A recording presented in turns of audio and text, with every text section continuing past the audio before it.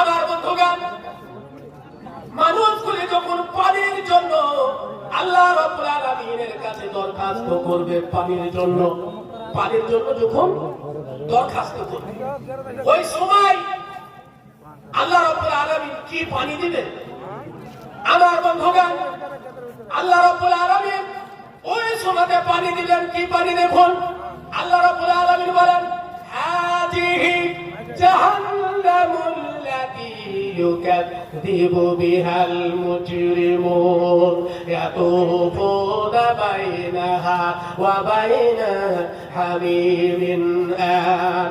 আল্লাহ রাব্বুল আলামিন বলেন, ওই জাহান্নামীদেরকে এমন টকবকে ফুটন্ত পানি, গরম পানি তাদেরকে দিয়ে দেওয়া হবে।